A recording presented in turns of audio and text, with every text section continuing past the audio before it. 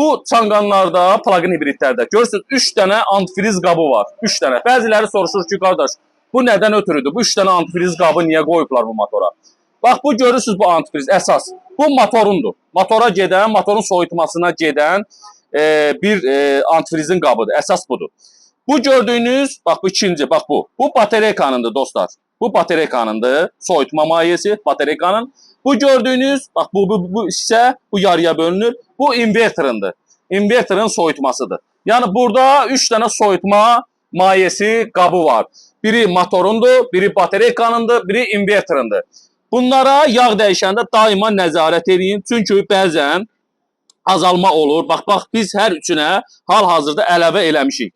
Həm motorun antifrizinə, həm batareykanın antifrizi, həm də inverterin soyuducusu. Bu da eynən antifrizdir. Üçü də qırmızı G12 Plus'dur. Bunu həmişə nəzərdə saxlayın. Yağ dəyişənlərə də ki, daima deyirəm ki, yağı dəyişəndə həmişə bu mayelərə fikir verin.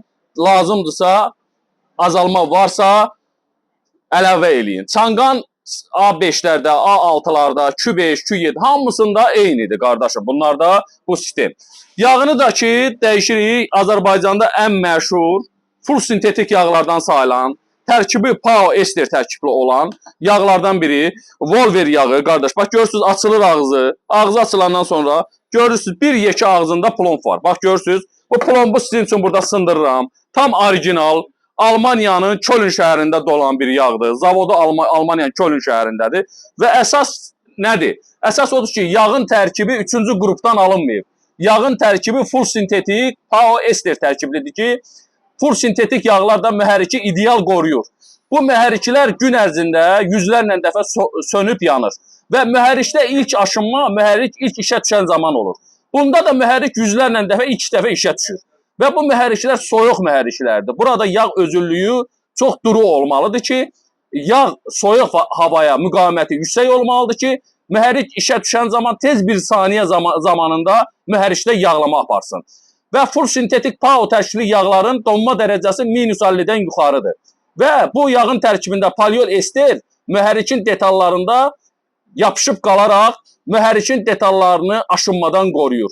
Və ona görə dostlar, o qaçıb 60-70 manata tərkibində 1% sintetik olmayan yağları axtarmayın. Mən sizə dəfələrlə bunun açıqlamasını verirəm ki, niyə bu mühərriklərdə full sintetik yağlar tökülməlidir? Həm donma dərəcəsi yüksək olmalıdır, həm də aşınmaya müqaviməti yüksək olmalıdır. Ona görə dostlar, bu yağlardan da biri, Volver Alman canavarı, bu yağlardan istifadə etsəz, həm mühərrikiniz uzun ömürlü olacaq, həm mühərrikin detallarında aşınma riski aşağı düşəcək və bir sözlə motorun içi çox təmiz qalacaq, yanacaq sərfiyyatı tərəfindən də digər yağlardan 0,5% nədir? Yanacaq sərfiyyatı aşağı olur. Bu maşınları da nəyə görə alırlar? Yanacaq sərfiyyatı aşağı olduğuna görə.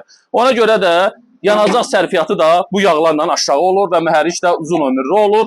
Ona görə də dostlar, mən hər tərəfli sizə başa sağıram ki, çanqan sürənlər, bax, etibarlı yağlama mərkəzi və ən keyfiyyətli yağlar bizdədir. Aftil yağlama mərkəzindədir. Yaxınlaşa bilərsiniz Aftil yağlama mərkəzinə. Qulluğunuzdayıq. Gün ərzində onlarla çanqan gəlir və biz də hər tərəfli sizi başa salırıq ki, nədir, hansı yağ, hansı antifriz, hansı tormuz mayesi və digər proqram vasitələrində biz qarışmırıq. Deyir, ataların məsələ var. Hər öz işinlə məşğul olsa yaxşıdır. Bax, bizim işimiz maye sistemləridir. Gözləyirik hər birinizi Aftil yağlama mərkəzində, etibarlı yağlama mərkəzi, Aftil yağlama mərkəzi.